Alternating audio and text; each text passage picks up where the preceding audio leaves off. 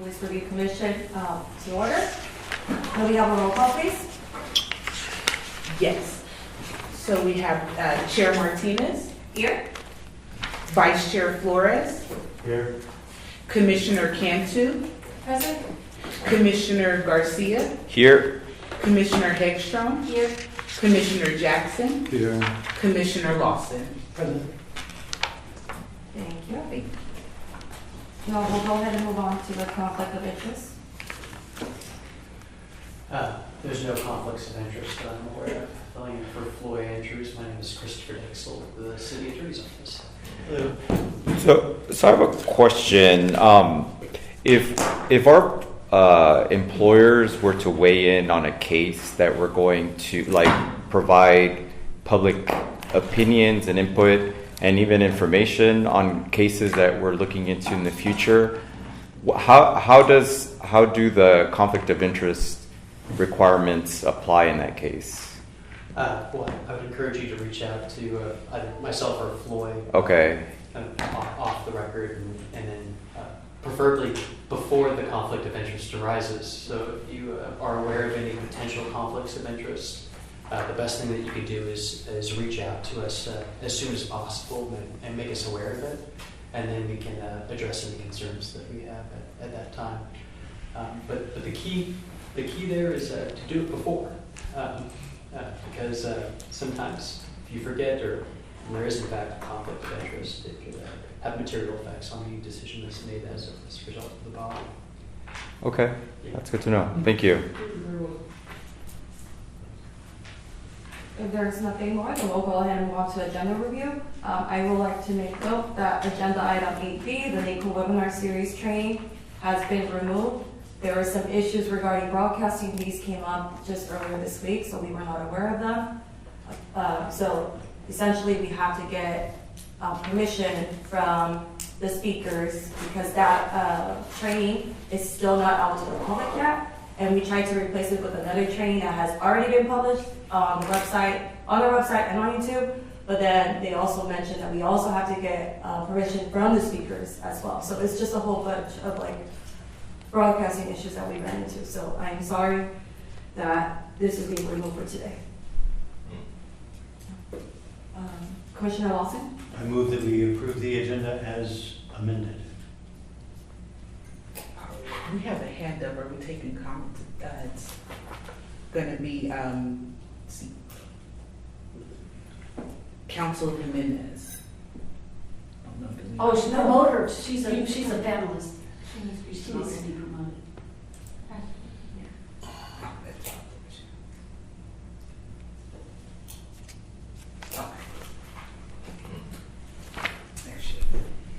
Okay, so do we have, I know Commissioner Lawson just made the motion to approve the agenda with the amendment. Do we have a second? I'll second it. Can we get a roll call? All right, roll call. We have Chair Martinez, Yes. Vice Chair Flores, Yes. Commissioner Cantu, Yes. Commissioner Garcia, Yes. Commissioner Hegstrom, Yes. Commissioner Jackson, Yes. and Commissioner Lawson. Yes. That completes roll call. Okay, now we're going to the approval of the minutes. Do we have a motion to approve them? So moved.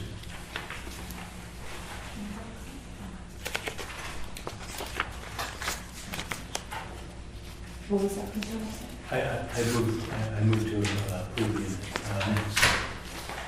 Seconded. All Can we right, get a so, roll call vote for that as well? yes. So we have, Chair Martinez, Yes.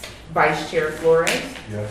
Commissioner Cantu, Yes. Commissioner Garcia, Yes. Commissioner Hegstrom, Yes. Commissioner Jackson, Yes. and Commissioner Lawson. Yes.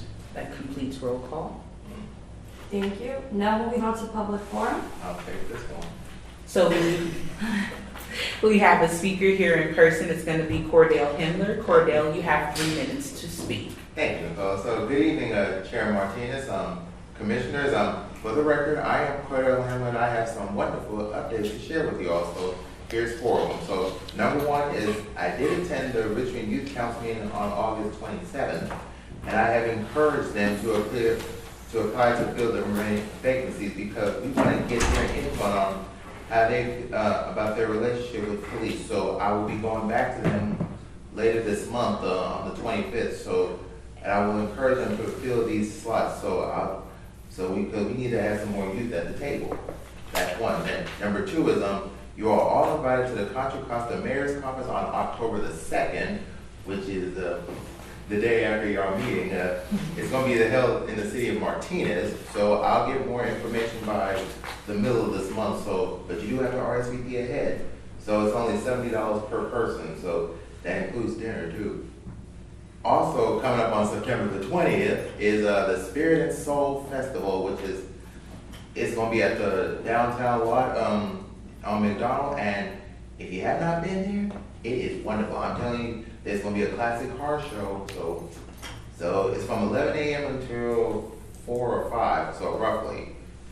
And the fourth thing is you're all invited to the Richmond Rotary Club weekly meeting on September the 19th at 12:30 at the Richmond Country Club, and it's $35 per person. And our speaker for that meeting will be Charles Gerard, who will be sharing with us about what's going on with the port. So that's pretty much it, and I do like the training that we had last month. I thought it was just wonderful, so I'll just leave it at that, and I'll save my comments for when we get to the old and new business items. Thank you. No problem. Okay, that completes comment in public forum. Now we'll be moving on to the report by the chief of police. Is Chief French on the line? No, we have Seven. been their group that's gonna be. Assistant Chief. Yes. Assistant chief, yes. Okay.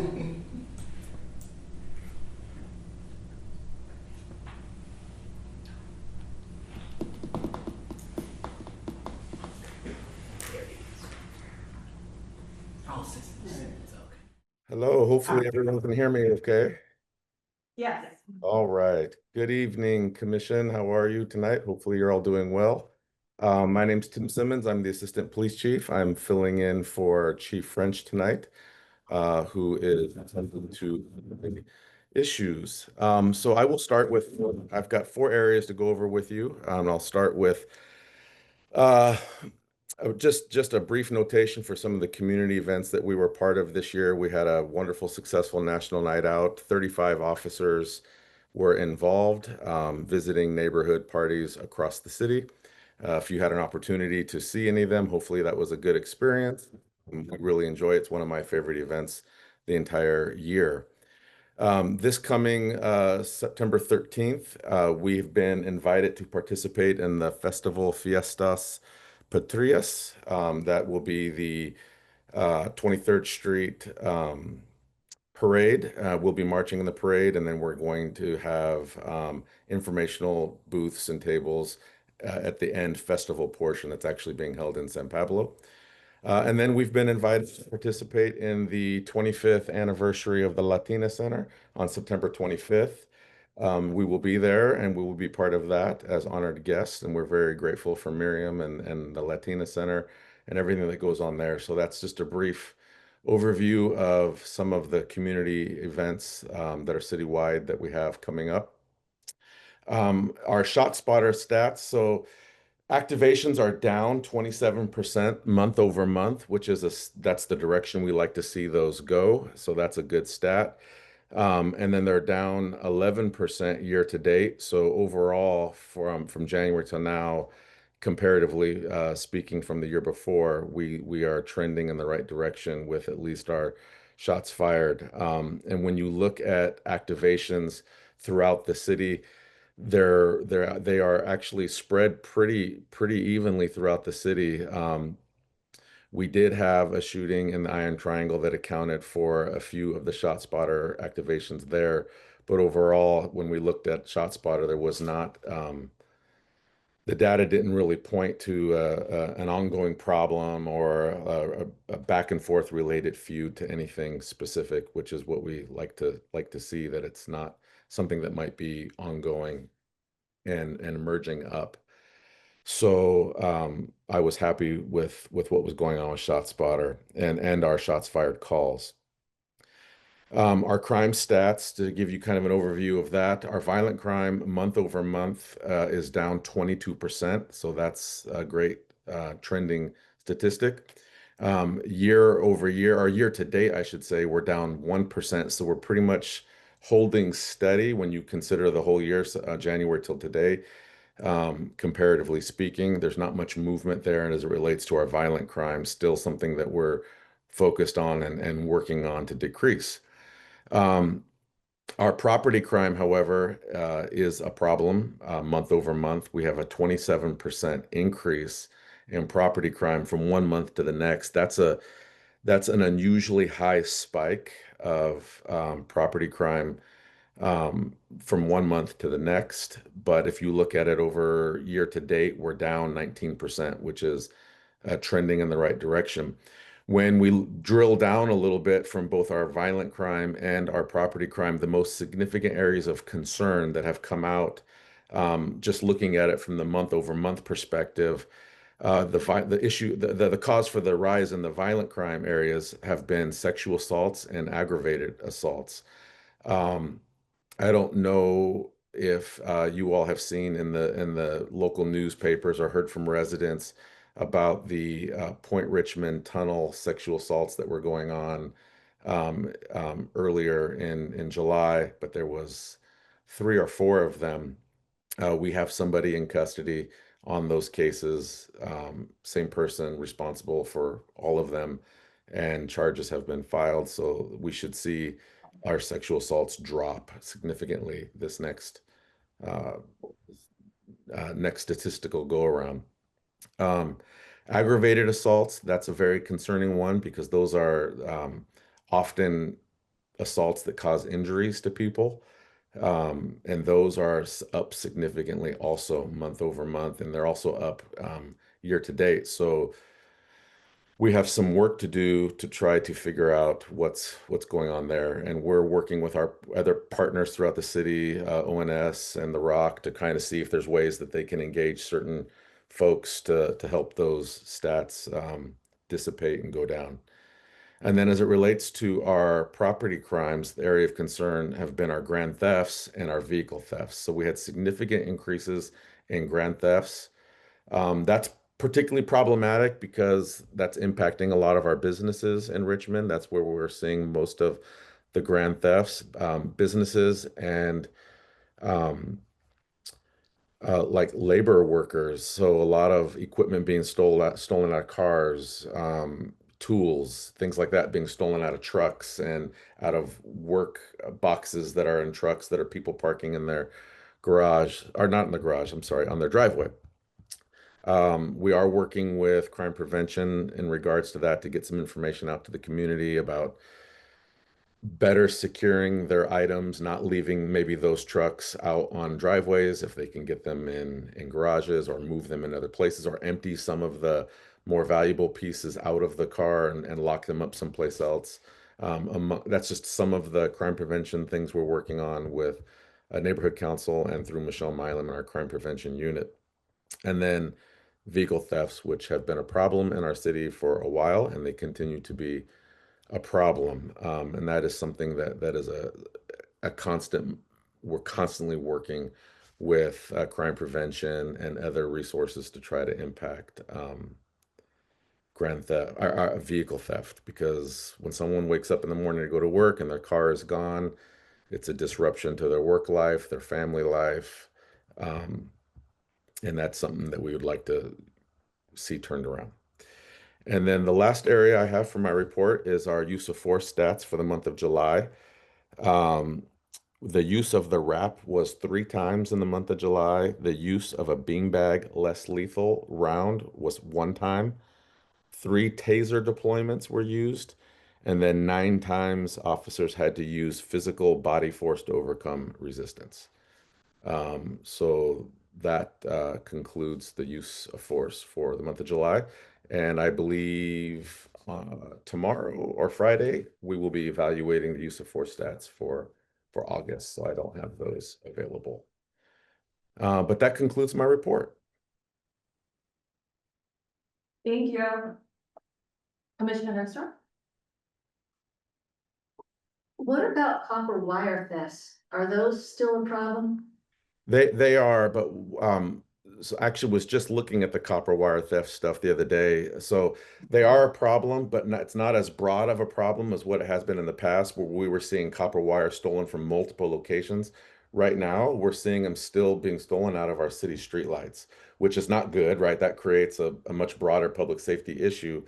But it's a lot more manageable to address the issue when it's not really spread out and amongst it many different copper wire theft types.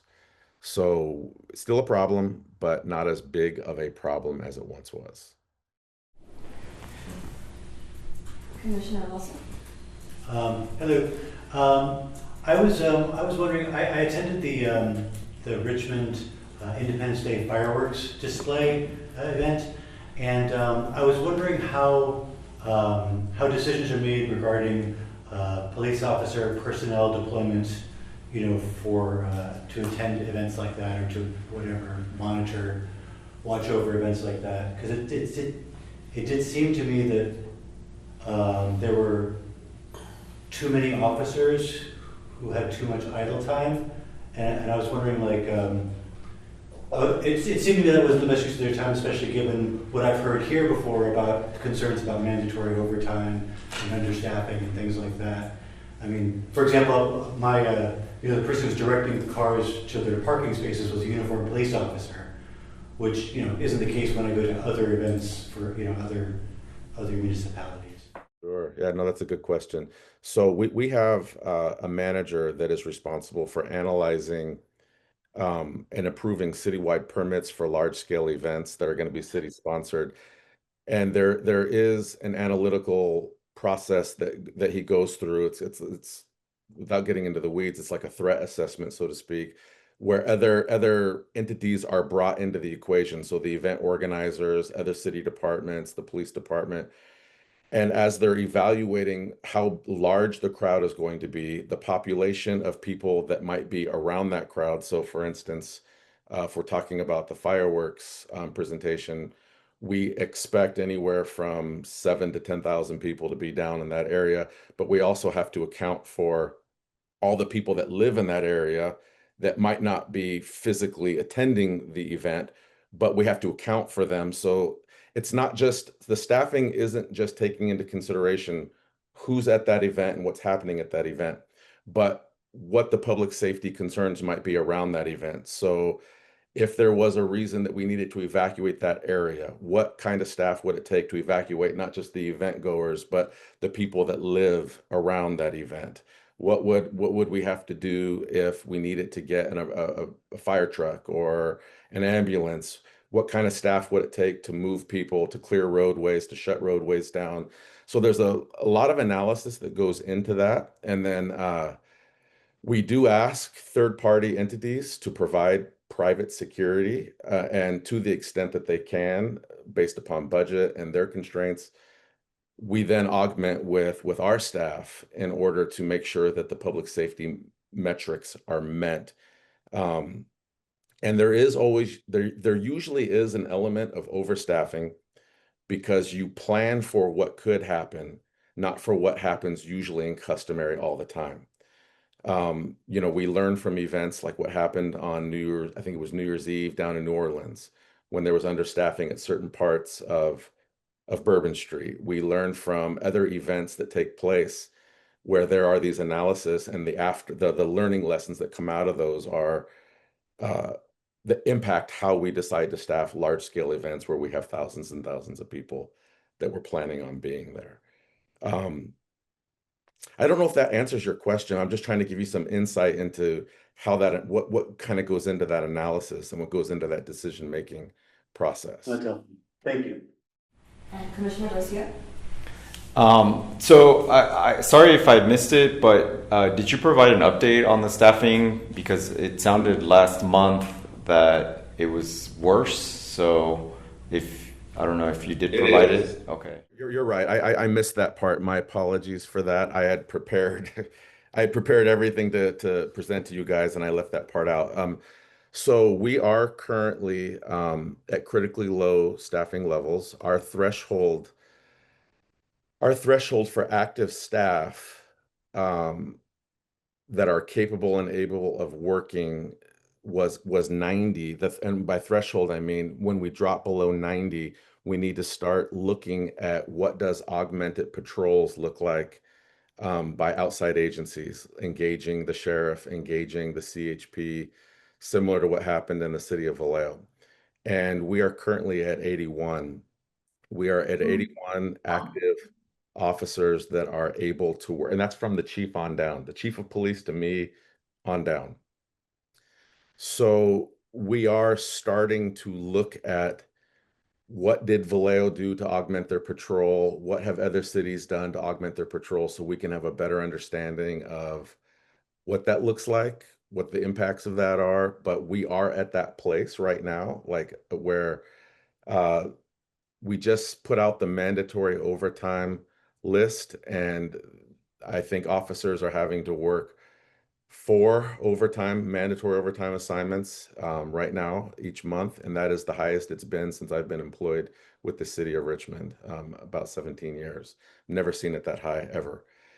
Um, some light at the end of the tunnel for staffing is I just approved and read one academy grad background, one lateral background.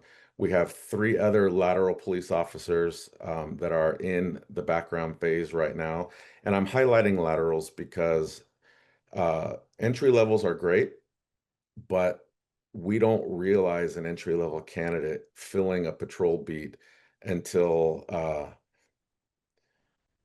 14 to 15 months after we hire them. So, um, you know, it's not this, it's the long-term solution. It's not the current day solution.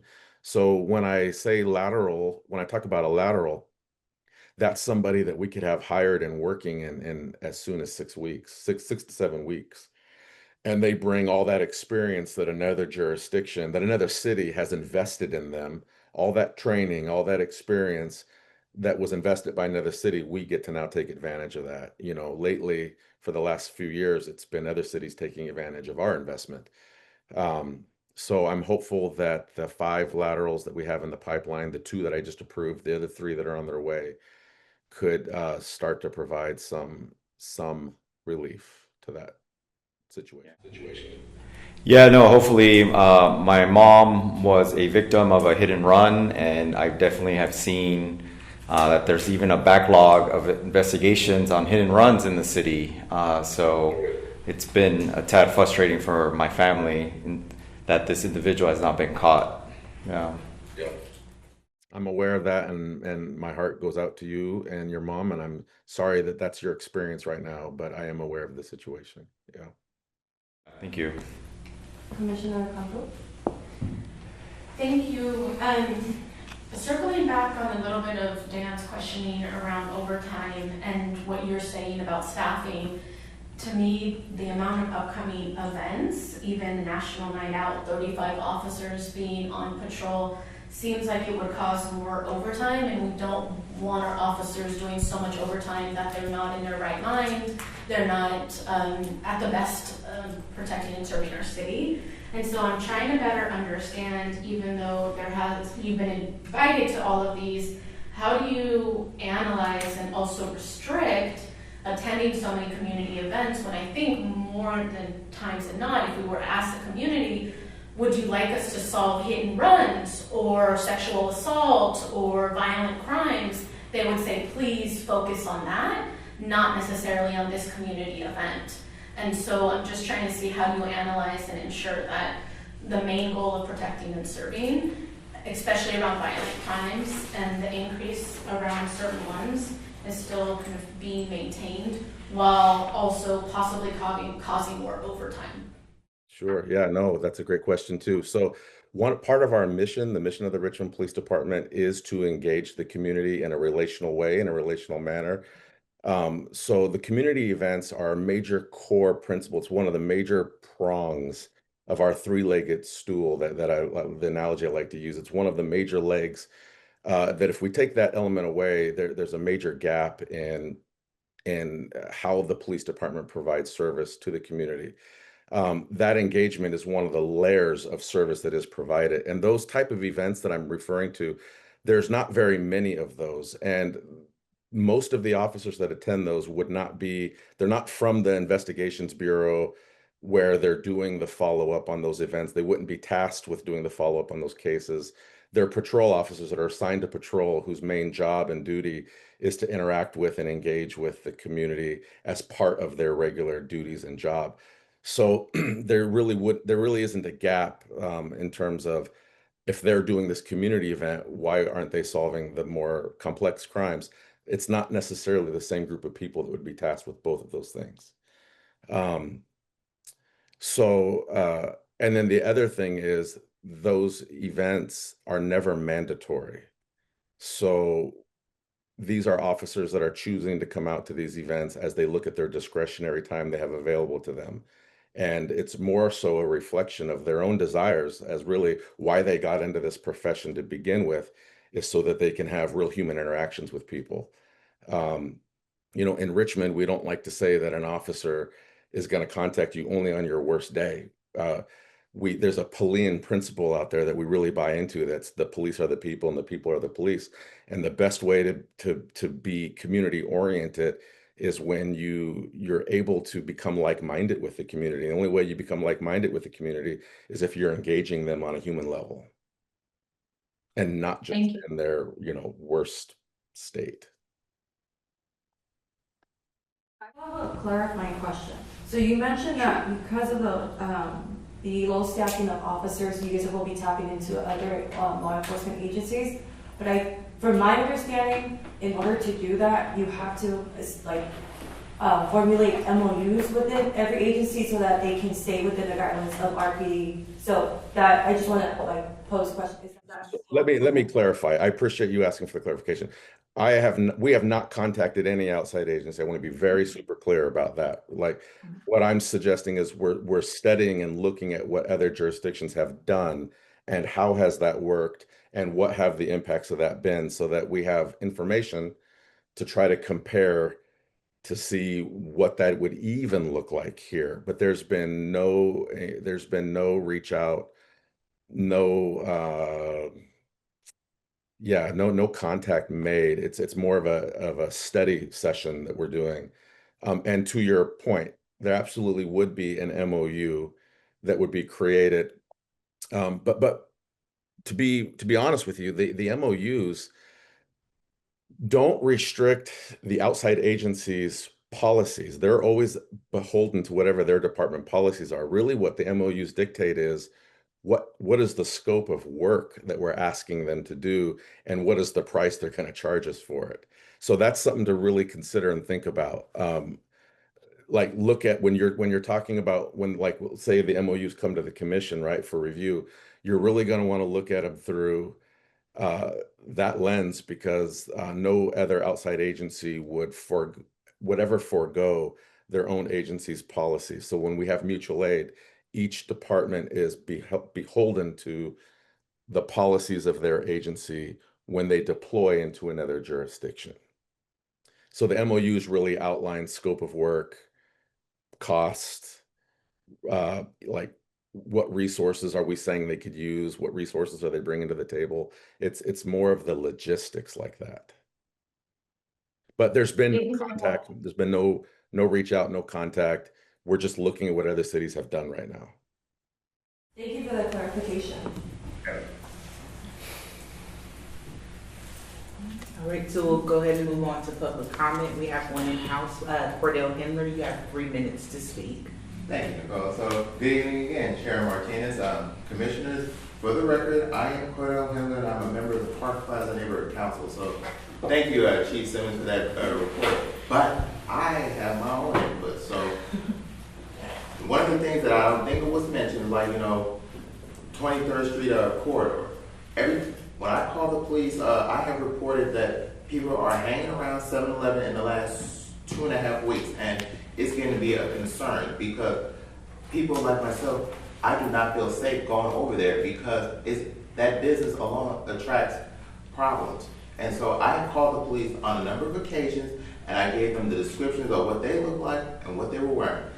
That's that. And then kind of related to that, especially along 24th and McDonald, there has almost been near accidents along that corridor because I had spoken with Palace Furniture on a number of occasions, and that was their concern. It's like, people continue to speed along that corridor, and I've almost gotten hit twice. And so I'm hoping that there will be some extra patrol along that corridor. And the final thing is, I had reported within that same time frame, I reported a gold van that was parked right there, like around the corner from CJ's Barbecue, and that person has not moved that car within that 10-day, within that 72-hour period. And so I reported it, and I'm like, people don't feel safe going to any near businesses because they don't feel safe. So I'm hoping that there'll be some extra patrol along McDonald Avenue.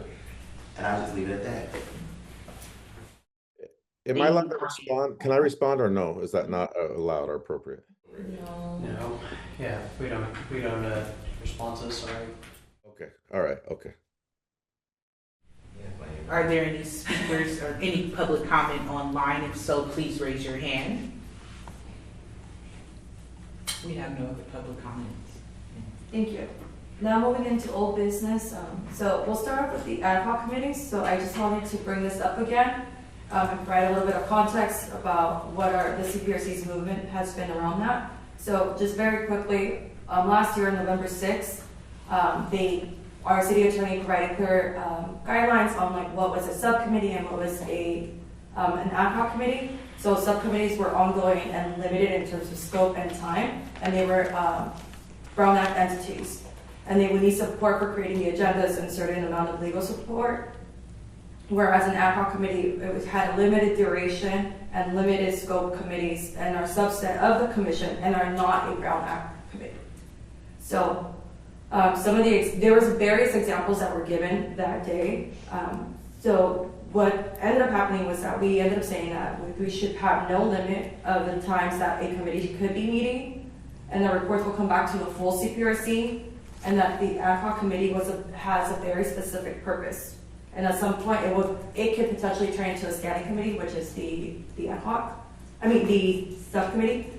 So, and then after that meeting, we brought it back up in March, and there was a proposal to discuss the goals for 2025 that Commissioner Hagstrom brought up, and to also create those subcommittees. So there were a couple of committees that were established. So the ad hoc committees were training, specifically, which I already sunsetted because we already have one. We already had it in the month of August. So that was Commissioner Cantu and Commissioner Garcia and I. Then the outreach committee, which was Commissioner Hagstrom and I.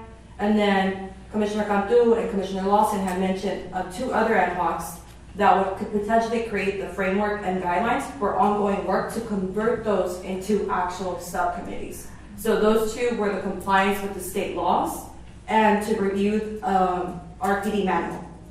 So I just wanted to bring that up to you guys so that we can get the ball rolling. If there's any movement that you guys would like to start taking initiative on, I know there's been a couple of ideas that were thrown around here and there, so just throwing it out there.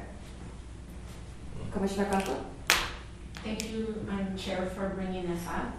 I was thinking that, and this is just up for discussion, around using a policy as a case study that could inform subcommittees in the future, so that it's not this abstract idea around compliance or the manual, but this is something specific. This is how we analyzed it. This is how our ad hoc worked on it, that could become the framework for a subcommittee.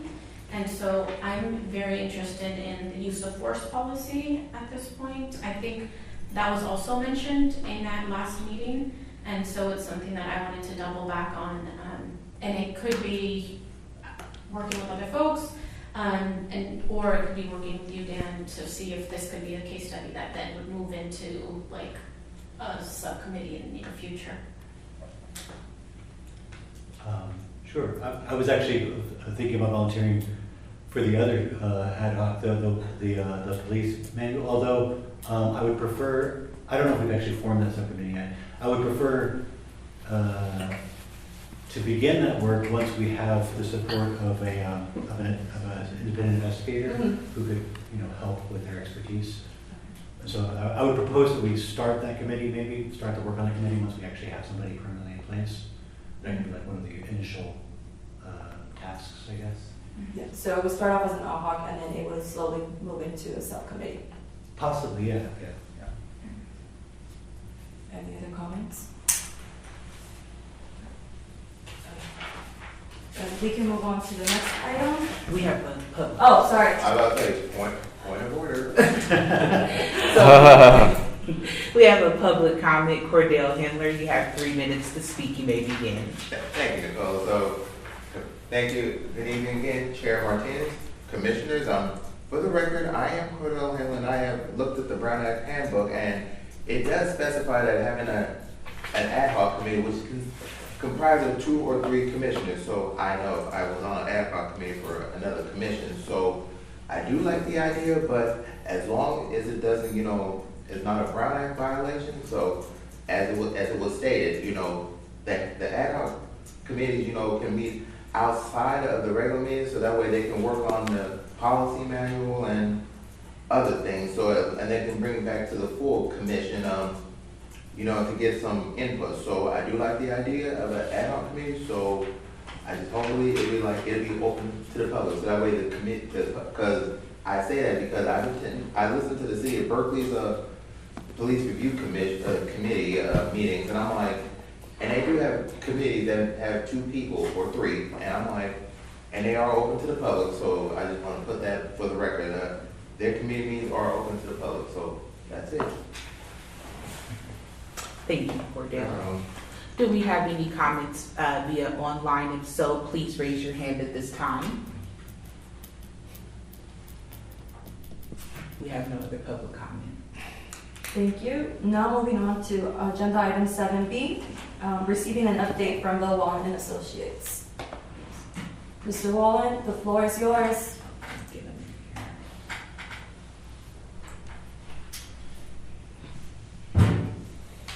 Before he begins, I believe he has 2 others that will be joining with him, so I just need him to confirm those attendees. Okay, perfect. Hi, good evening, Madam Chair and Commissioner members. Yes, I do have 2 others that should be in the waiting room. Ty Lewis and Phil Gonchak. Do you see them in there? Yes, just one moment. I'm promoting them now. Wonderful.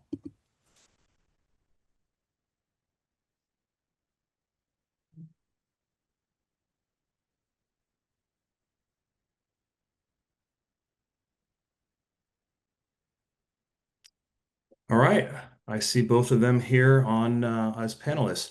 All right, and again, good evening. It's my pleasure to be here this evening. I'm Bill Whalen. I'm the president of Bill Whalen and Associates. As you know, we were retained now some months back to provide independent investigative services to you on an interim basis until you were able to find someone to perform that role as an employee, I believe is what you were looking for.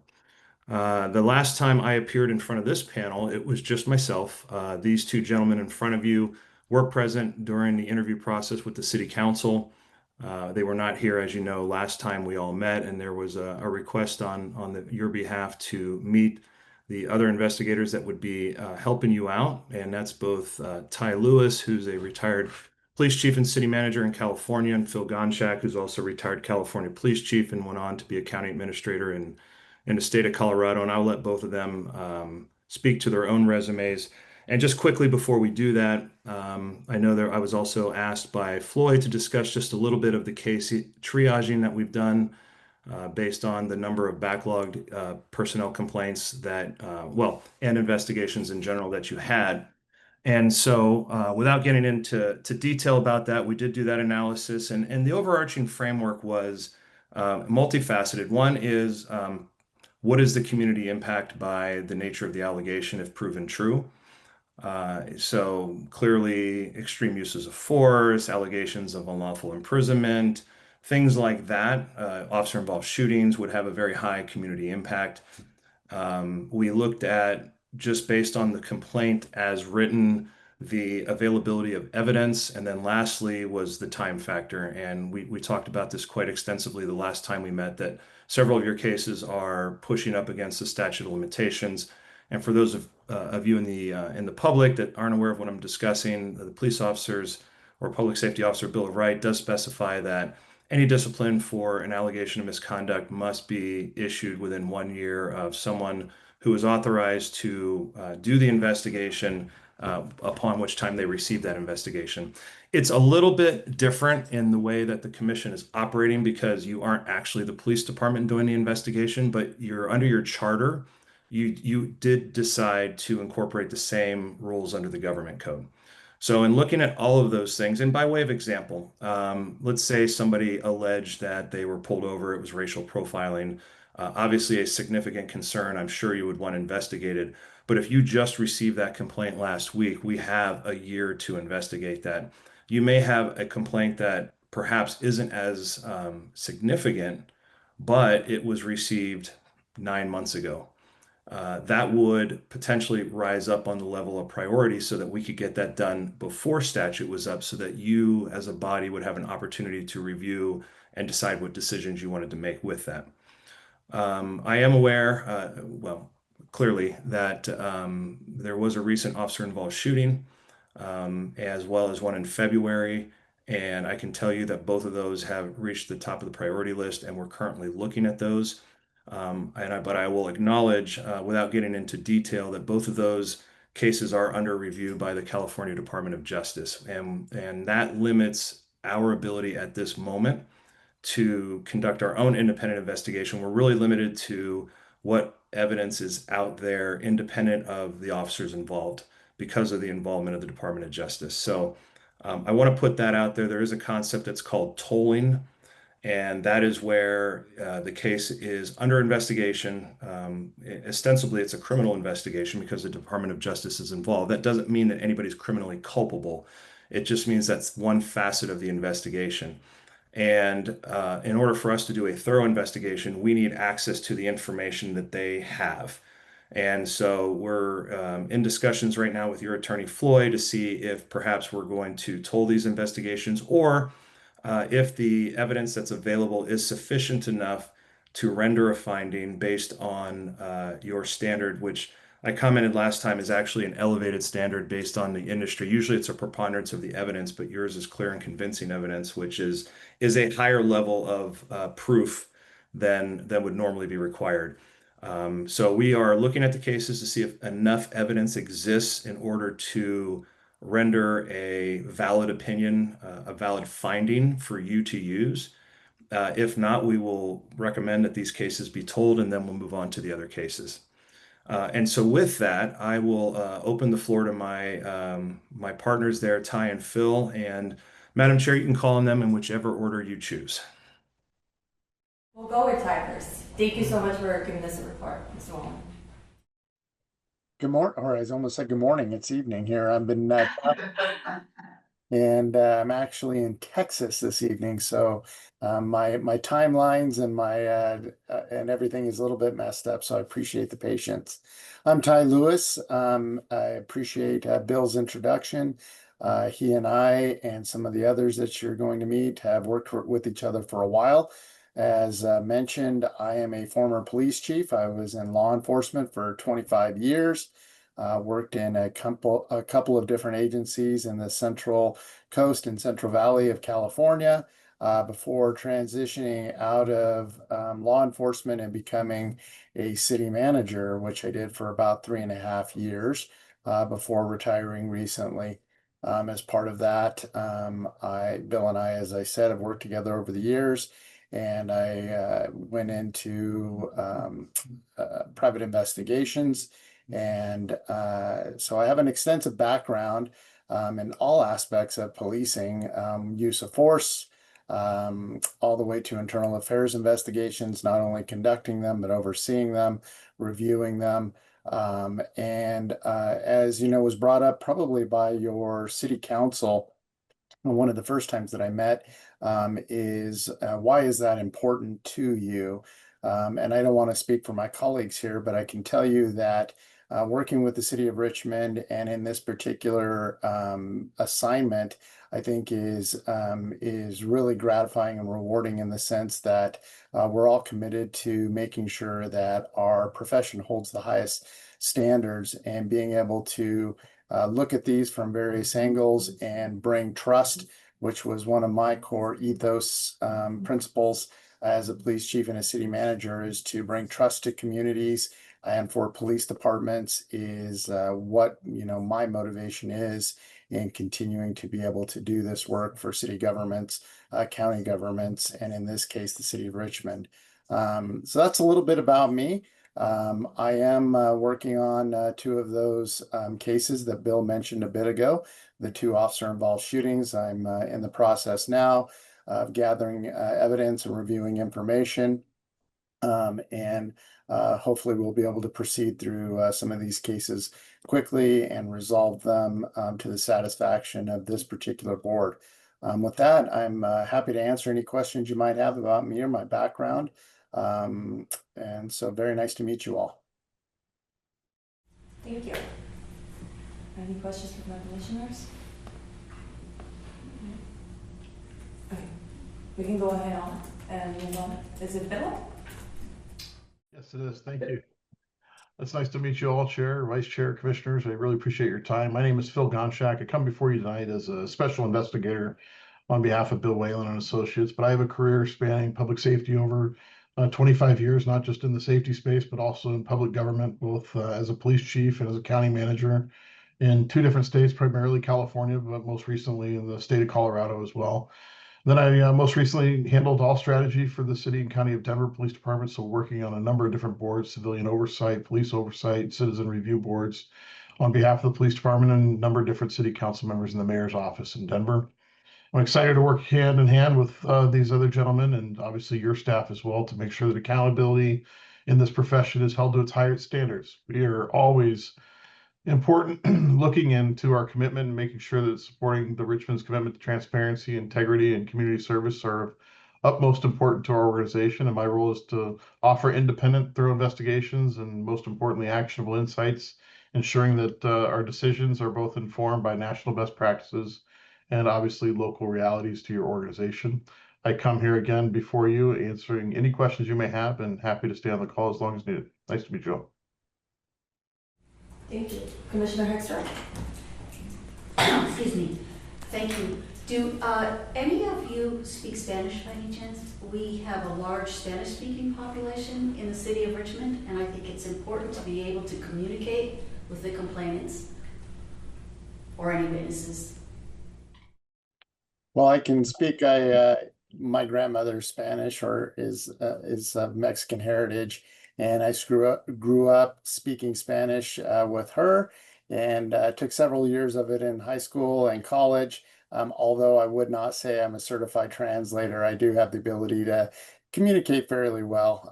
But in my practices along with this, and in full transparency, I would rely on a professional translator to ensure that nothing's missed in translation, so to speak. But I do have the ability to speak fairly decent Spanish. Thank you. Commissioner Flores or Vice Chair? This is in regards to Bill Whalen. You mentioned that investigations or the jurisdiction around timeline is a year, but my understanding was that, correct me if I'm wrong, but my understanding was that it's a year from the alleged incident, not from when the complaint happens. Is that correct? No, it's a year from when someone. So let me back up a second. This is where things get a little bit interesting the way you're working up there, because the government code and the Peace Officer Bill of Rights that is codified within the government code applies to police departments. There is nothing that I have seen in the government code that says it applies to police commissions. You have chosen by way of ordinance to adopt the government code as your marching orders, so to speak, on how you do investigations. With that on the table, the way it's written is 1 year from the time someone at the police department who is authorized to conduct an investigation learns of the allegations, you have a year to issue There's a little bit of debate on whether it's actually issuing the final notice of discipline or the notice of intent to discipline, but that's really semantics for this discussion. But it has to do with when somebody, let's say a police officer is told of some misconduct about another police officer. Depending on what the policies are of the Richmond Police Department, that police officer may not be charged with the duty to investigate other officers, so that wouldn't count. But let's say there's a supervisor, a sergeant learns of something. Here's an example that you can look up case decisions on. A sergeant learns of something, but they're not like the IA sergeant, so they decide to go on vacation for a couple weeks, and then they send an email to Internal Affairs saying, hey, you should be aware of this complaint. And there are cases where that's gone the full year, and the IA or the department alleges, well, hey, IA learned about it on this date. And of course, the officer's argument is, well, no, you actually, as a department, as a supervisor in the department, tasked with investigating misconduct allegations, learned of it 2, 3, 4 weeks prior.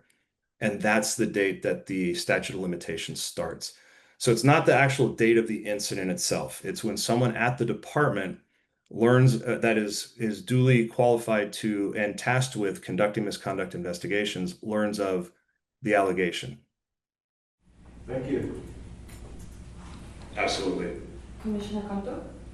Thank you. And my question, I just wanted to get a clear definition when you use the word tolling, that you may need to toll some of the investigations. What does that exactly mean? Absolutely. What tolling is the government code. Again, what we're talking about, 3300 of the government code. There are certain exceptions to the 1-year time limit. And I don't know that I will be able to recite all of them by memory, but in particular, there's one if there is a criminal investigation that is a concurrent investigation. And it's important, and I really want to emphasize this fact. When I say criminal investigation, that does not mean that on the onset people feel as though a crime were committed. In any officer-involved shooting, you're going to have several investigations that occur concurrently. You're going to have the investigation by the Richmond Police Department into the criminal acts of the decedent or the person that was shot or shot at, because ostensibly they may have committed a crime that resulted in the shooting. So that's one investigation. You're going to have Internal Affairs who's going to look at it from a policies and procedures standpoint. Did the officer do what they were supposed to do? And third, you're going to have a criminal investigation against the officer. Now, generally, that's done by the district attorney's office in most jurisdictions. There was a recent legislation, I want to say it was about 5 years ago now, that said in the event that a weapon is not found on the person, the Department of Justice for the state of California will take over the jurisdiction for the criminal investigation. So the DA's office is out, California DOJ is in, and they will come down and they will do the investigation. And you can understand that came about because of public concern over shootings with people who did not on the surface appear to have a weapon. And there's many, many reasons why that shooting could occur and would legitimately occur, but it is important that that gets the greatest scrutiny of the investigations that are done, and that's why the state has stepped in to do that. And so what tolling means is that we suspend the 1 year. We suspend the 1 year statute of limitations while that criminal case is ongoing. Once the criminal case is done and that information is given back to the police department, then the meter starts. And then however much time went by before you officially told it, while the tolling's taking place, that time is not counting against the 1 year meter. And as soon as the reason for your tolling ceases to exist, then the clock starts again and you have to get the investigation finished. Any other questions on that? Did that clarify it for you? Yes, it did. Go ahead. Commissioner Hester? So part of the problem from our commission is that we, as a body, are not able to impose discipline. The discipline has to be imposed by the chief.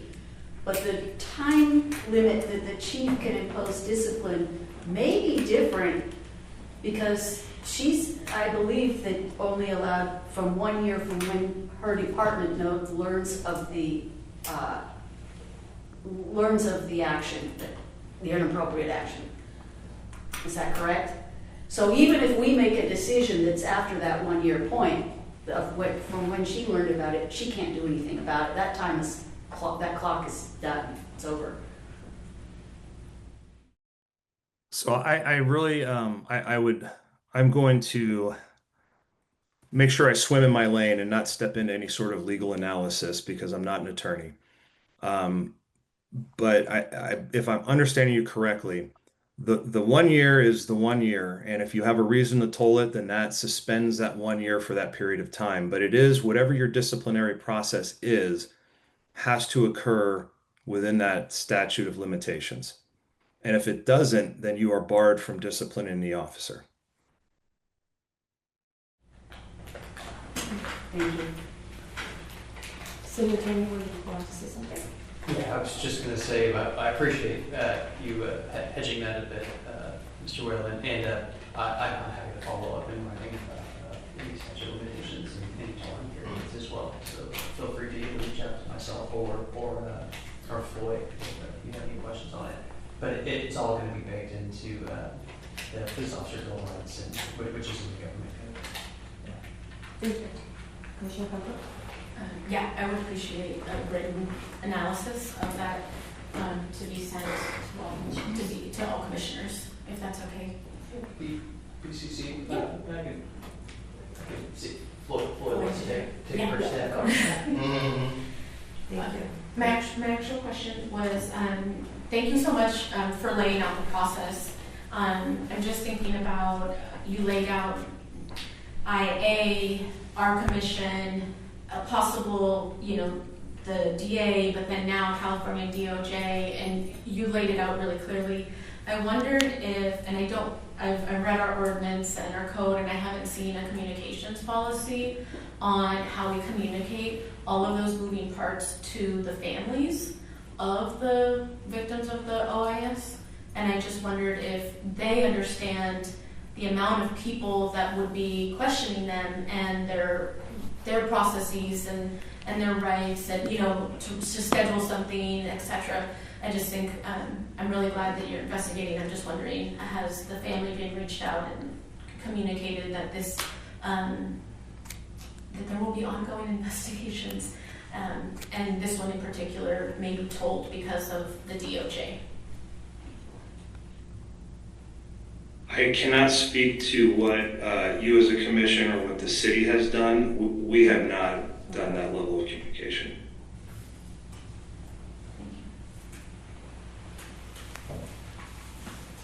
Commissioner Garcia? Yeah, no, I just wanted to just quickly thank you for coming on board. We haven't had an investigator for a year now, so I'm very excited to get through the backlog and to hear your experience, and also that Ty there is a Spanish speaker, and so appreciate you guys working all of this. Thank you. Thank you. Commissioner Lawson? Yeah, hello, everybody. So this actually might be a question for the very next agenda item. But I'm not sure, so just so you all know, from Bill Whalen and Associates, that the City Council just recently approved changes to the standard of evidence, but I'm not sure exactly what the timeline is for that to actually go into effect. But the CPRC will be using, the Richmond CPRC will be using at some point preponderance of evidence rather than clear and convincing. And so I don't know to what degree, so maybe this is a question for the attorney, to what degree that will impact your investigations, if at all, because I'm not sure how long it's going to take for us to actually see that reflected in our practice.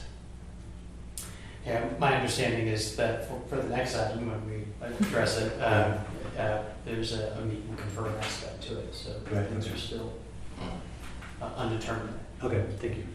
I just have one quick question. Can you remind me of the number of backlogs that we currently have right now? My apologies, madam. I don't have that number right now. I feel like you were right around 20. But I could be off by one or two either direction. Actually, if I'm off, it's probably there's more than that, but that's what my recollection was offhand. And then by when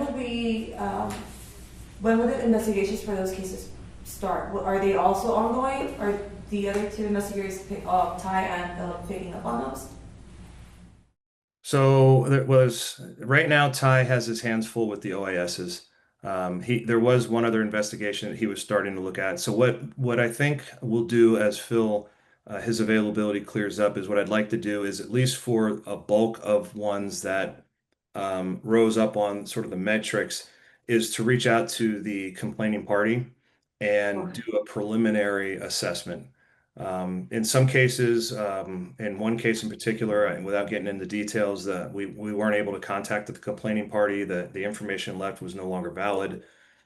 So there may be some cases that we could disposition fairly quickly. And I'm anticipating I'll have a third investigator coming on board here within the month, I hope. And so if we can at least I shouldn't say triage, we already triage, but at least do the next level then. First level is triage, next level then is actually talking to the complainant, hearing what they have to say, hearing really what happened. Because many times people might think it's one thing, and then when you have a chance to talk to them and really pull out what actually happened, you might learn it's something else. And that will be happening concurrently with what Ty's doing. Now, if ultimately the decision's made to toll the officer-involved shooting investigations, and that will obviously free Ty's time to take on more of the other backlog cases. Thank you. Commissioner Hagstrom?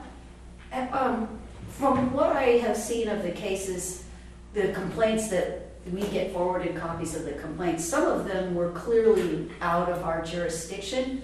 Have you been able to just sort of dispose of some cases because they don't fall under our jurisdiction? Or are you still in the process of doing that? We're still in the process of working through your legal counsel to decide how best to handle that, whether it's best to do a preliminary assessment or just based on what the complainant wrote, dismiss it outright. But that decision hasn't been made yet. Thank you. Commissioner Lawson? Yeah, I've become curious about this process of tolling.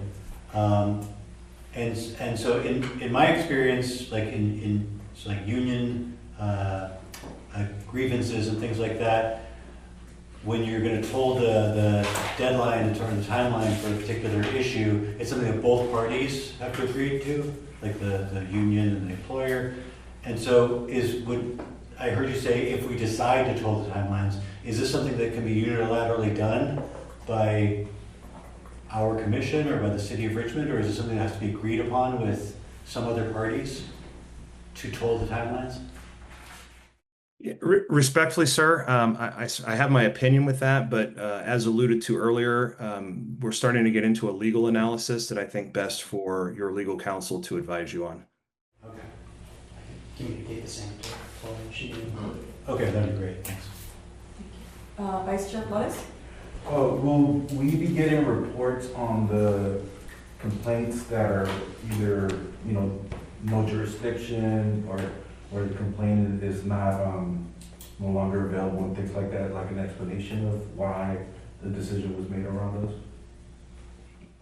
We will do some type of report for each complaint, even if it's not what I would consider a full-blown investigatory report, which is very detailed, it's lengthy, etc. If there are some cases where it's for whether unavailability of, let's say, of the complainant, where we can't contact them, or they withdraw their complaint or whatever, we will create a sort of an executive summary report for the commission. Because as I view our mandate, it is to investigate the cases that you gave to us. So I think you deserve an explanation for what happens with those cases. Thank you. Thank you. Are there any more questions for Bill and Associates? If not, then thank you so much, Bill, Ty, and Philip. We really do appreciate it. Yeah, and then we'll go ahead and move on to public comment. So thank you for tuning in. All right. Thank you very much. Have a nice week. Likewise. So we have here in person one public comment. Cordell Hindler, you have 3 minutes to speak. Yep, it's time. So good evening again, Chair Martinez, Commissioners. Thank you, Bill, Whalen and Associates for this report. So I do agree with Commissioner Hedgeron about like, having, someone that is like, fluent in Spanish. I figured because there are a lot of cases that are, that need some translation. So I do agree with that concept. So all in all, I think the report was very helpful. That's it. Thank you, Cordell. If there are any comments online, please raise your hand at this time. We don't have any other public comments. Thank you. Now moving on to the last item on old business, the status on the Commission's proposed revisions to Chapter 3.54 of the Richmond Municipal Code. So I can start off, and then if the city attorney would like to jump in at any point as well, feel free to do so. So I believe that I presented on August, I think it was August 19th, of this month, earlier this month, and essentially the city council voted unanimously to pass all recommendations. So it is my understanding now that they're waiting for a meeting confer process. There were a couple of recommendations. One that are currently being already addressed, which is the required training, the full-time investigator, which is why those recommendations were not put into motion. And then there was also recommendations that the city attorney had already mentioned that seemed duplicative for the work, which was the automatic review of the specific devices without the file of a complaint. They mentioned that the CPRC already currently has the power to review the RPD policies. So the weapons that they do use are within the RPD manual. So that's another way that we can go about that. And that the statement of purpose, the existing language was already brought enough. So those recommendations were not put up for a meeting confer process as well. So, and then the others were the one, and the one that was not currently feasible was seeking independent legal counsel. So in total, there were 7 recommendations. Mm-hmm. So I did watch the city council meeting, and I just wanted clarification about something. So I believe that you said this was the second reading of the language that's going to be for the training?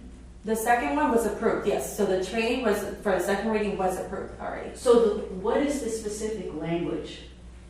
So from my understanding, from what I can remember at this moment, is that it is a minimum of 8 hours of training. And then that also includes some type of police officer shadowing, whether it's a ride-along or police citizens academy. That is still being figured out. Assistant Well, Chief. how can they have a second reading on something if they haven't gotten the language? They actually incorporated the language in the second reading. Oh, okay. Yeah. So. Okay. So the language is done? Mm-hmm. Yeah. Okay, and then that only should, if after the second reading, that should be incorporated into the. I believe it's like within 30 days, something along like those a month lines. or so. Yeah. Later, it shows up on Minico, but it's effective now. Mm-hmm. Yeah. And then, City Attorney, I don't know if you would like to add anything else. Just that, to my knowledge, that item is still being lined up on meeting confer aspects. For the training? I don't know on specifics, I apologize. Well, that was the second reading, so I don't think that has meaning. No, it was only the 7 recommendations. Yeah. Commissioner Lawson? I would like to request that on our agenda for all future meetings until the meet and confer process is concluded for this, that we have part of our closed session, a conference with labor negotiators so we can see what's going on. That's standard practice with the city council, like when their contracts reopen. Mm-hmm. And so we have these issues that are outstanding, and I know that some things have been sort of put on hold because, or haven't been pushed as quickly because they knew that there was going to be further, changes being made that were going to go through the meeting confer process. But I think we might have moved everything forward that's going to move to that process. And so I personally am interested in hearing what's happening in the meeting confer process, what the timeline is for completion, and so on. And that's normally done during closed session, in my understanding. So I would request that we include that on the agenda for October and then ongoing until it's concluded. And just to chime in, I can't remember who stated that after there's been an ordinance change or a municipal code change, and there's a second reading, the effect that ordinance takes effect 30 days after. So There is a kind of a broadcast period, so the public is aware of the change, and yeah, and then it takes effect 30 days after the second reading. Thank you. So, soon. Yeah, we're already in September, so we should be here soon. And yes, if I forget by any chance, if I don't reach out to you, can you please send an email Sure. regarding the closed session? Yeah. Yes, Commissioner Garcia. When we were discussing the trainings, we discussed that we would get an overview as well of the actual trainers and things like that. Is that still in the plans? Because we've had one training already, but I think there's plans for more, just to kind of understand what the plans are for training. And I think that was something that I think a lot of people wanted to have insights in terms of what that training was and who was giving the training. So is there still plans for that? So I actually, Commissioner Hagstrom reached out to me, I want to say like a week or two ago, regarding the training that she would like to come from the RPD department regarding the less lethal weapons. So I did reach out and I did hear back. So that will be on next month's agenda. Okay. Yeah. Oh, okay. Awesome. Yeah. Thank you. Commissioner Fatu? Will the NACOL one also be a part of that? Or I'm just trying to get a sense of this month's agenda. So so this webinar was done for this month. I don't think, if we are able to reach out to the speakers within this time frame, yes, that could be placed on this upcoming agenda as well. But because there will already be another training, we also have to keep in mind the timing. So it may be a long meeting if both trainings are on there. Yeah. So yeah, but it also depends on like whether we get the permission from speakers. So and I also don't want to overwhelm commissioners either with like 2 trainings in one day, since we already did a very lengthy and full training already in the one earlier this month. So yeah. Any more questions or comments in regards to the status of the recommendations? No. Okay. Now moving on. No. Okay, now moving on to new business. So this agenda item, Floyd had put it, I think she brought it up to the commission 2 months ago. And then, yeah, several months ago, and then we never really came to a conclusion. And when we finally did, we actually didn't put it as a voting item. So now it is a voting item. So now we're revisiting the structure of public comment during our CPRC meetings.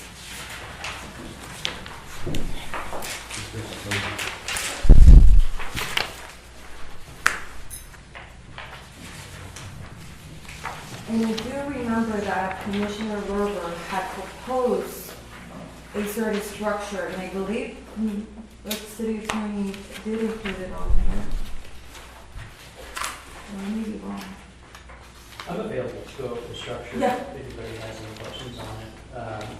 Maybe I can summarize it, and then if either of you or any of you have any questions, or otherwise I'll defer to you.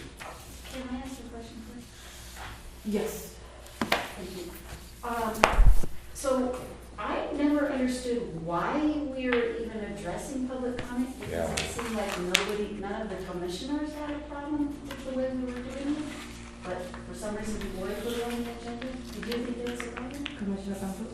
I believe the public felt that there was a problem and reached out and then created this item to come up. And so to reach the public's needs, we're looking at this as an agenda item. Who is the public? Who is the public? If there's a public commenter, Cordell Hindler was one that raised a complaint around public comment. So, Commissioner? go ahead, the floor. What I recall about that is that we had a meeting, and I'm not sure if I was chair or Carmen was chair, it doesn't matter. Somehow we forgot to introduce public comment after the chief was speaking, and Cordell had a comment, and he didn't get to give his comment, so he was unhappy about that. But that was not a problem with the way we were doing public comment. It was a problem that we just forgot one time to do it when we were supposed to do it. So, is that correct? Yeah, so that's what it was all about, is we just forgot one time to do a public comment. So I don't know if we need to spend a whole lot of time figuring out something different than what we already do, but if you guys want to. I mean, I think we already took like 3 or 4 meetings talking about this, and at this point, we just need to vote on it, so that we can get over with the agenda item. Well, Yes, Commissioner Mercer? yeah, no, I think it's important to understand why we've talked about it in 3 meetings, and I still don't understand why we're having this discussion. It sounded like a concern from Cordell was a driver, but it doesn't sound like that is the case. I've asked Floyd multiple times what's driving this, and she retorts with whatever you want it to be. You've asked her multiple times, and she kind of gave you the same answer. And so I don't understand what issue we're trying to fix to then propose a solution. It may be helpful if I summarize. Okay. And then equip you all with what's on the table, and you can deliberate and ultimately vote on it. So I think what might be helpful here is maybe for me to read what Floyd has written and state that for the record, and then kind of summarize and address any questions, if that's okay with you all. Okay, so start with the statement of the issue. The Brown Act permits various mechanisms for public comment to be heard at a local agency's meeting. The Commission is considering new procedures for public comments permitted under the Brown Act. The recommended action is to review and vote on the method for agendizing public comment recommended below. So it's specifically with regards to agendizing and then how we entertain that public comment thereafter. Discussion. The Brown Act generally offers 2 standard methods for organizing public comment throughout a public meeting. One method, Method 1, allows the public body at the start of the meeting to offer one all-inclusive public comment period on all listed agenda items, as well as items not listed on the agenda that are within the jurisdiction of the body. Using this method permits a body to offer one all-inclusive public comment period, which must be agendized before any action is taken at the meeting by the body. A second method, Method 2, permits public comment to be heard throughout the meeting, with comments on items not on the agenda at or near the beginning of the meeting, and additional comment periods for agendized items throughout the meeting. So one item in the beginning, or one public comment item in the beginning that is specifically allowed, where the public is specifically allowed to address the Commission on items that are not on the agenda.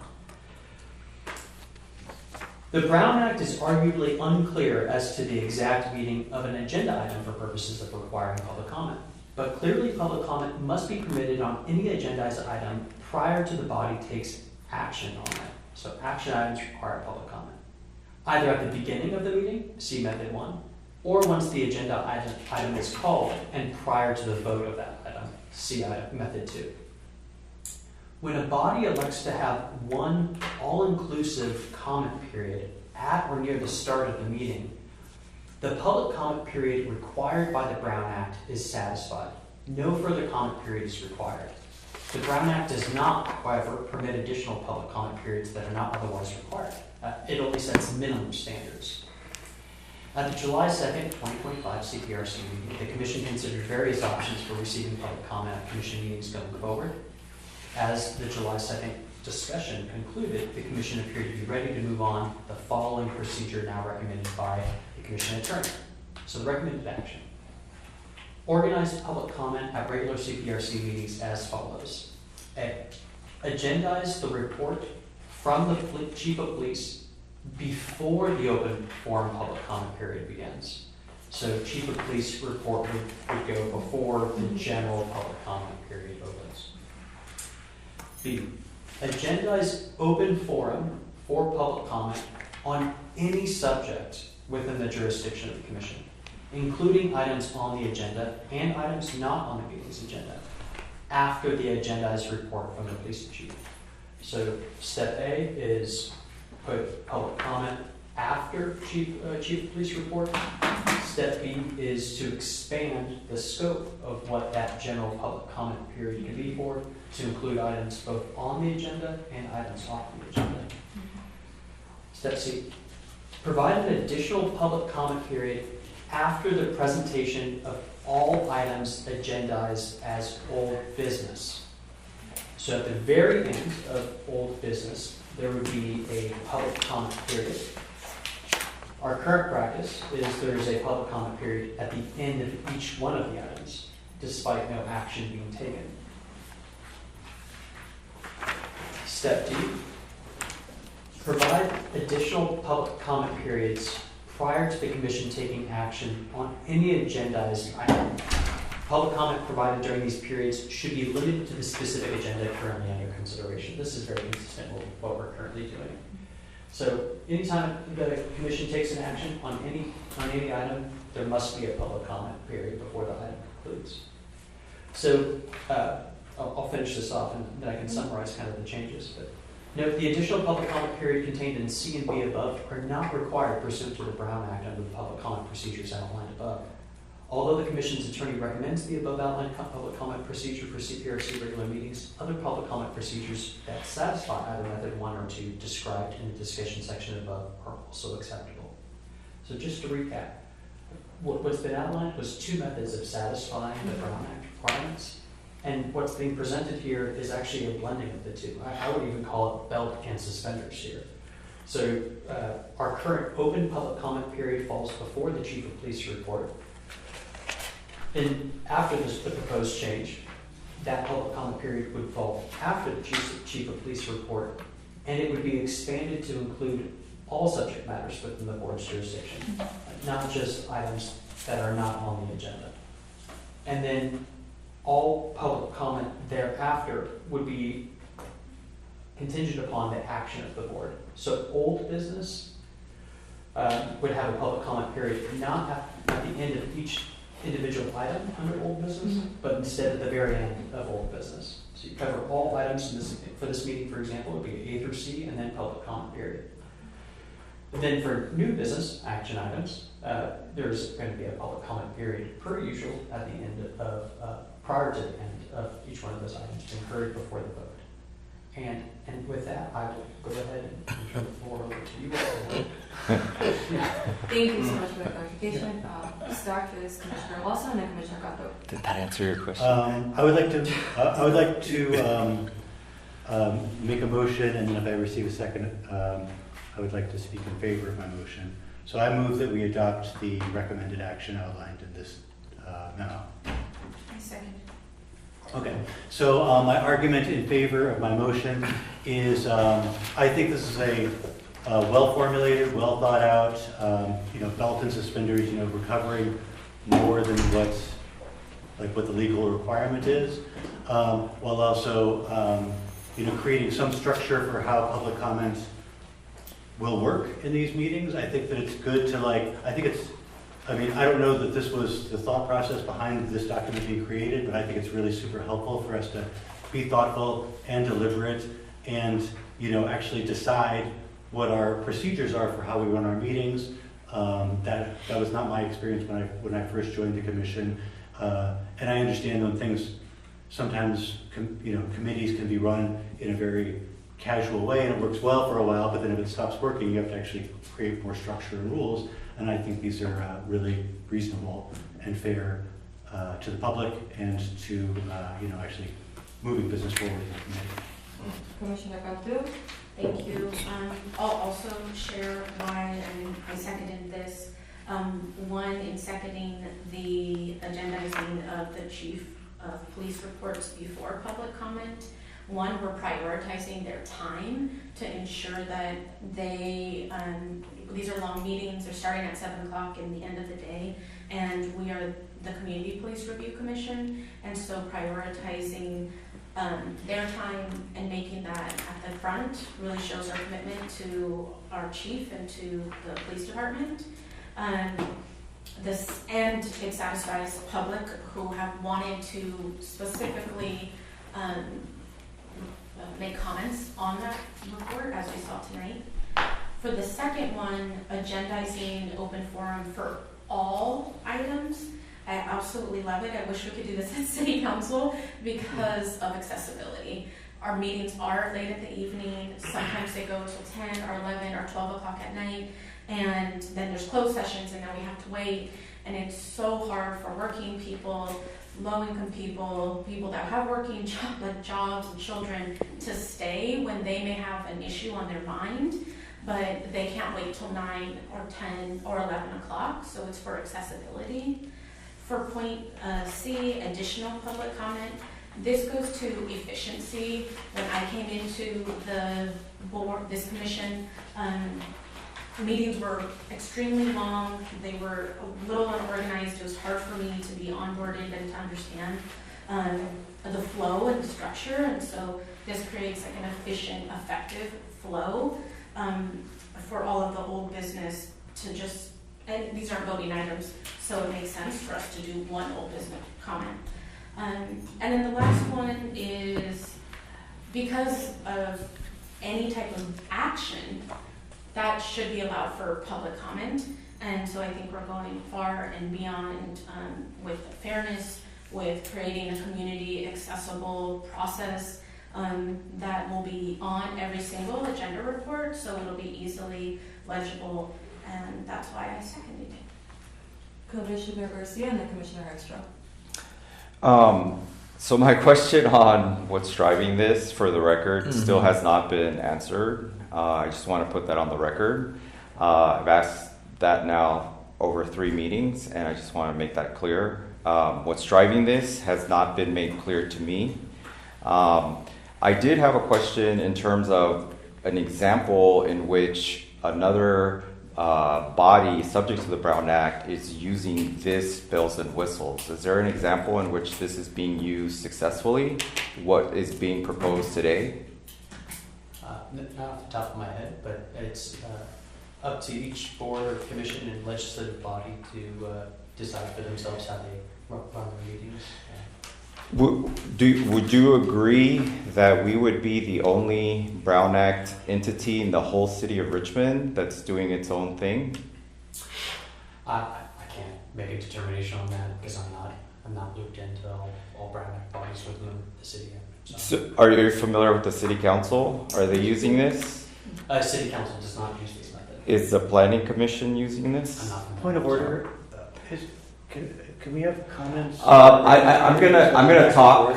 I'm gonna talk. You're not gonna silence me. Point of order. I'm gonna talk. Okay, I'm gonna You talk. asked a question of our city attorney. No. He answered you, and you asked him another question. He answered you. He asked another. Like how I continue to have Point of questions. order. We We're all. not going back and forth. Okay, thank you. I agree. Thank you.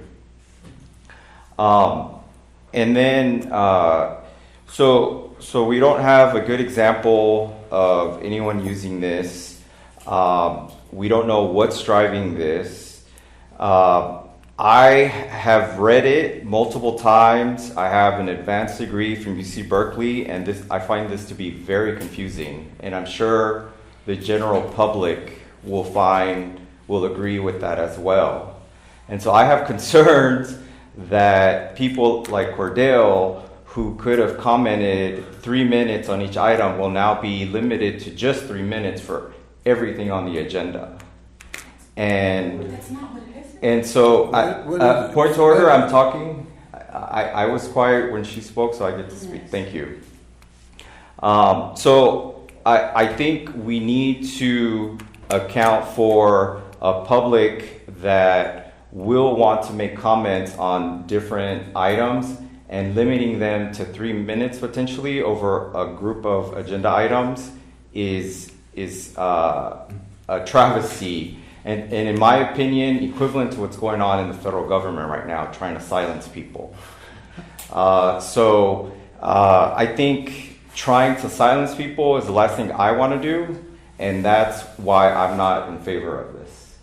Okay, Commissioner Hextro, and then I'll go follow up. Okay, because I could answer this question, but I'll let you do that, but I just wanted to clarify the question. Okay, so I actually think this is probably okay, but what I'm confused about, because you said 2 different things. You said that people want to comment on the chief, right? Mm-hmm. But on the other hand, you also said that we should put her first so that then she can leave. So she's not going to hear any of the comments that on her if she's gone already. So that, I don't know, how do you resolve that? I think I want the city attorney to, can I ask a clarifying question to the city attorney? This process is A, B, C, and D. It is not one. It is A, B, C, and D. It is not a 1 minute. It is we get to have the chief first present it. She can stay, she can leave. We're not mandating her to stay. That's above Okay, it. so anybody that wants to give a comment to the chief. Would be able to. That's A. Oh, they do. It's A, B, C, So- and D. All So of it together. they give a comment after the chief? Yes. Immediately. Before public comment? So Okay, so then, all that of it. solves it, okay. It's Thank you. all of it. That answered it, okay. It's not a choice. It's not Is A, it clear B, to C, you? or D. Okay, it's clear. yeah. It's She's everything. gonna explain it to you. It's There's more chances to comment Yes. rather than less. yes, exactly. Thank you. That's the short end of it. Yeah, go for it. The only exception to that statement would be an old business. Historically, old business was itemized, like this, exactly, A through C. And public comment was taken on every single one. With the change, that would only be public comment would only be presented at the end of old business, after all items have been heard. But with the expanded front-end comment at the beginning of the meeting, to be able to hear the chief of police's report and then be able to comment on anything, both within and without the agenda, within the board's jurisdiction, of course, is on the opposite side of that, which swings the pendulum the other way. Thank you. So there's two Thank points you. I want to make. So one, we all know that the CPRC has been following a lot of practices. A lot of them have not been policies, right? So this will actually help us move in a very structured way that I'm hoping that the CPRC can continue doing so. Two, yes, there may not be another commission or board that follows this model, but we could be the first one, and they may be successful or not. We can then revisit this later if it's not. So I just want to throw that out there as well. I think it would be great for the Community Police Review Commission to follow the recommended action that the city attorney proposed here. I just have one more comment. So A says that the chief of police is agendized at the beginning, but it doesn't say that there's allowed a public comment. So I want to, if you would be, Yeah, I'm going to address that. okay, you want to add that? Commissioner. No, I'm not going to add, I'm going to address your concern. I think I'll address your concern. So, and maybe I can be corrected if I'm not understanding it. So I believe what A and B are doing here is, like, one of the effects would be, like, if you look at the front page of our agenda, items 4 and 5 would switch order. And so instead of the public forum being immediately preceding the police chief's report, it would be immediately afterward. And then we've also expanded the scope of what people could talk about during that public forum, so they could talk about more things. And so they could address whatever, if they heard something from the police chief that they would like to address that falls within, the purview of our committee, our commission, then they can do that immediately there. I would, if possible, like to add something to or make an amended motion that we also allow public comment directly after the police chief, Isn't that? before public comment, regular public comment. Oh, So that if anybody wants to talk to her while she's still there, before she leaves, they can give public comment there. And then we have a general public comment where you can talk about anything you want, including the police chief, but you don't have to. You also have the opportunity to talk to her before she leaves. Commissioner Canto? One, making a public comment does not mean that you're going to get an answer, nor is it a practice. I think it has been a practice of allowing a back and forth conversation between the public and chief. That is not efficient. That does not happen at council meetings if that's our model. And so I I think many of the public commenters here have the chief's direct line, probably, have the phone number to the chief and the email. And so they not only have access to the chief, they can make the public comment in the open forum. There are 3 minutes. Most other commissions are only given 2 minutes to make very succinct points. What I have noticed, a lot of our open forum comments are about things that don't relate to this commission in any way, shape, or form, and that are not only unrelated, they don't add to the wealth and breadth of our mission in particular. And so I think that's one thing that... I think she's... Excuse me. Going on order. And so for me, the 3 minutes can be utilized to share community events, to share complaints, to share praises of the police department, to ask questions. But I don't want us to start setting a precedent that because the chief is there, just like it was almost done today, that there's automatically a response. This is not a dialogue. This is a public structured meeting that we need to have a little bit more decorum in and not allow back and forth. There are plenty of ways that people can reach the chief of police and go to city council to make their issues known directly there. Commissioner Hexstrom and then Commissioner Lawson. Thank you. So, Commissioner Trustafter. so, I agree with you that we don't need back and forth with the chief, but I do think it would be nice if people could comment on the chief's report, specifically, after she gets the report. And the reason is that, somebody has a public comment is because they want the chief to hear it, not because they wanted us to hear it necessarily.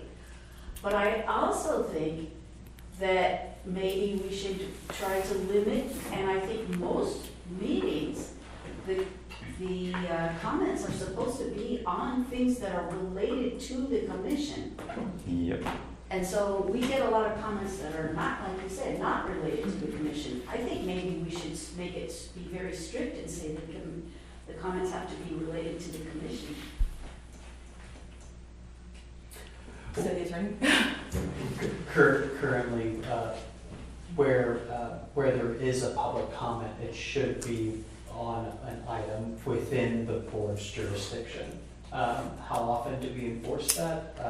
I'm not too familiar. I don't have so much report here, but it would be incumbent upon either the attorney or the chair to cut the comment short if it's venturing off the jurisdiction or the purpose of the board. So that's already in our rules, in the rules of the commission. Yes. I thought so. Yeah.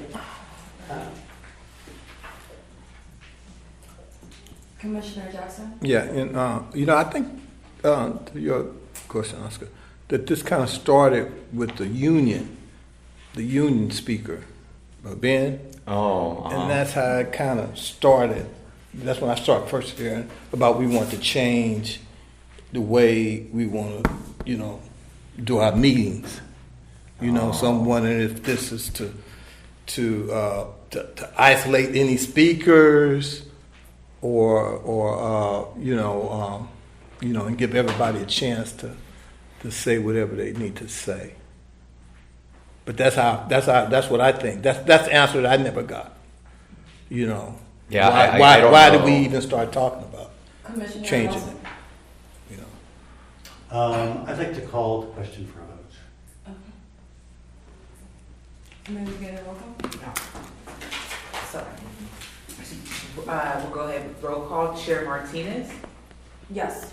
Vice Chair Flores, Yes. Commissioner Cantu, Yes. Commissioner Garcia, No. Commissioner Hegstrom, Yes. Commissioner Jackson, No. Commissioner Lawson. Yes. Thank you. Now Silencing moving on- people moving on. wins. So we have a public comment. Cordell, you have 3 minutes to speak. So, before you took that role, so I was gonna say, good evening, Chair Martinez, commissioners, for the record, I was the mastermind behind this item. So I brought this up because if Lisa Johnson was on here on this call, so I don't see her on Zoom, because me and her, we was talking about this, and we said that it's not fair for the public to be,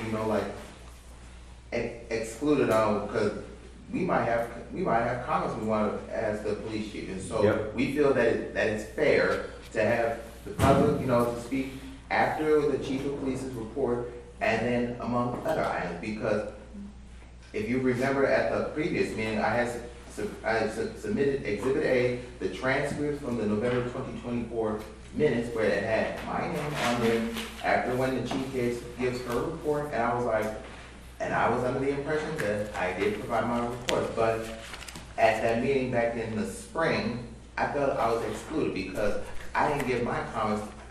I wanted to hear my comments, give my comments to the chief, and I'm like, I felt that I was feeling not excluded, and I'm like, because I've attended other boards and commissions, and they do have public comment at the beginning of the agenda, as well as other items that they have on their agenda. So I do follow the process. So I do agree that you need to invite the public in to speak on specific agenda items. And so with that being said, I am the mastermind behind this. So I'll just leave it at that.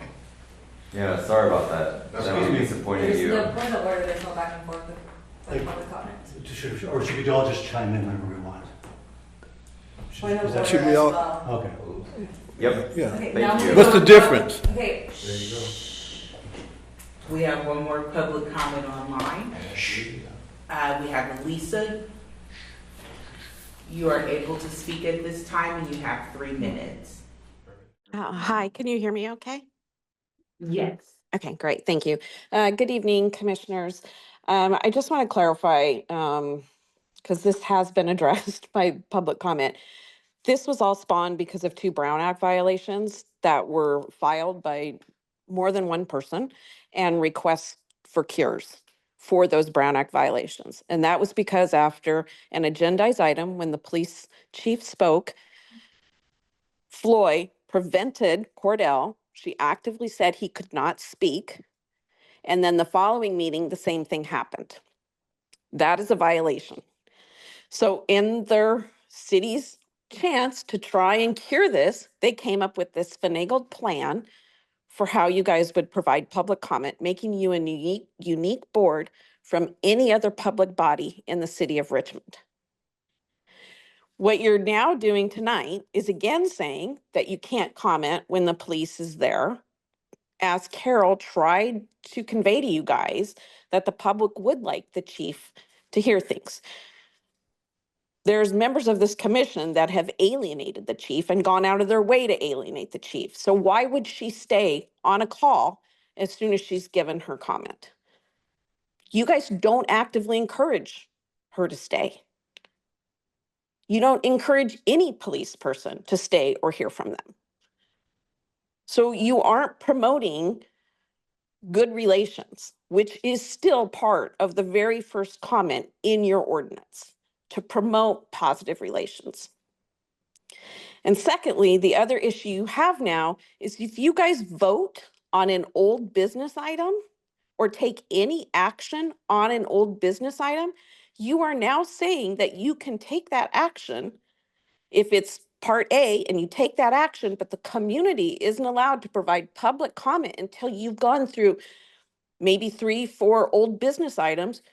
We can't provide comment until the very end, after you may have taken an action. So that is suppressing free speech.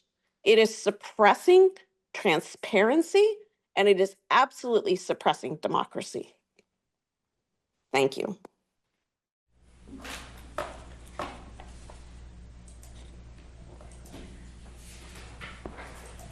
Are there any more public comment speakers? No, not at this time.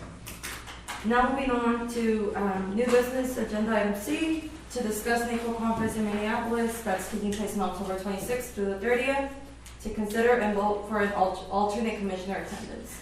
So, Vice Chair Flores, I don't know if you want to. Sure. Yes, So my apologies to the commission. I know I was nominated to go and I did accept it at the time, but for work obligations, I'm not able to do it anymore. And so I think I've gone through the process of canceling my participation. And then before we get into discussion, I do want to thank Nicole for helping us get the flights and the hotel spot. I know it was a lot of like going back and forth, asking for some information that was needed, so thank you so much for doing so. You're welcome.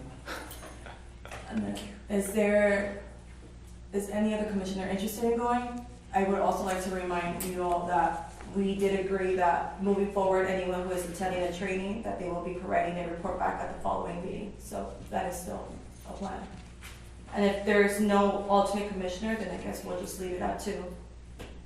And then I think we also need to see when we're able to receive a refund, or there's, Yes, so I waited until after today's meeting to see if there would be a replacement so that I can just put them into the slot. Yeah. So if no one's gonna go, then my next step is to go ahead and see about refund. Is there any interest from any other commissioners? No? Okay, so that's fine. So we'll go ahead and just move on with just me as the chair and Commissioner Cantu to attend the NACO conference. Thank you. And we have a public comment on this one. Cordell Himmler, you have 3 minutes to speak. Thank you, Nicole. So good evening again, Chair Martinez, Commissioners. I feel like I've been running this whole thing this evening. So I do like the idea of having Chair Martinez and Commissioner Cantu to attend the conference because I feel that this is a wealth of information that they will learn because it's like, it's wonderful and I'll just leave it at that. Thank you. Are there any other public comments from online? If so, please raise your hand at this time. We have no other public comments. All right, now moving on to reports from commissioners, staff, or write-alongs. I will start us off. So just like I mentioned earlier today, at our next meeting, we will be having a presentation by RPD regarding the less lethal weapons. We're still trying to figure out the timing. My goal is to have it within an hour, so we're not taking up much of the meeting time as well. But if you guys would like an hour and 30, I am open for that so that I can relay the message back to Assistant Chief Simmons, as the Chief of Police right now is out. So That would be for a future one of our regularly scheduled meetings? yes, it would be for the October 5th. I think an hour would be plenty. Plenty? I was thinking more like, half an hour or something. So an hour is a long time. It gives us a lot of time to do discussions. Yeah, that's what I was hoping to incorporate as well. So Yeah, okay. unless other people think differently. Okay, and then on another note in regards to training, I know Commissioner Hagstrom also reached out to Floyd and I asking if we could potentially bring back John to do more of the case scenarios, so that it will be obviously a separate training. We can see whether we can have him come into another one of our meetings, maybe November, because October there's already one planned for. So that's also up in the air. Is there any reports from other commissioners? Can I ask a question of the staff? I don't know if that goes into reports. Oh, yes. So my question is, and this might be for follow-up for a future meeting, but it's regarding there was a question that Chair Martinez asked earlier about how many backlog complaints we have, and it should be the case that we actually have a database of those. Like we were maintaining a database for a while, but we've had some turnover, not only with our investigators, but with the staff. And so this was like an Excel document that had been set up in in the city's Office 365 environment. I can reply to this. Okay, yeah. Yes, so since I've taken over CPRC as of the June of this year meeting, I have went through all of the received complaints and updated that log, and that information has been shared with the chair as well as Bill Whalen and the attorney. Beautiful. Okay. And you guys should still have And I think- access to. Yeah, you should be able to. Yeah, So the old link should still work. Yeah, I mean, Okay. everything that I've been checking has been maintained up to date. Okay, Nicole, I'm so sorry. Can you also make sure that Vice Chair Flores and Commissioner Cantu are on that spreadsheet? They have access to the spreadsheet because they just mentioned that they don't have access. So I will because last I confirmed everyone was on there, so I will resend the link Okay, to everyone. thank you. You can send it to everybody, probably would be good. Yes. Yeah, Okay, that's great, right. thank you. Just want to make sure. If there are no report backs, Commissioner Garcia? Yeah, so I, with the Iron Triangle and Area Council, we organized a National Night Out event. It's a great, we had a great turnout, and that was the day after the unfortunate officer-involved shooting in the Iron Triangle down the street from where this event happened. So the commission's work is very relevant for that case, and it's something that happened in the Iron Triangle, and a lot of folks are very interested. And I really hope we get it right, and that we're able to adequately investigate that incident, because I have seen some things on there that have concerned me with our ability to adequately investigate that case. So I'll leave it at that for now, but I just hope the commission is able to protect sensitive information so we can hold this officer accountable if that is what's needed. Thank you. If there's no other reports, then the Community Police Review Commission is now adjourned at 8:50. Thank you all for joining. Thank you.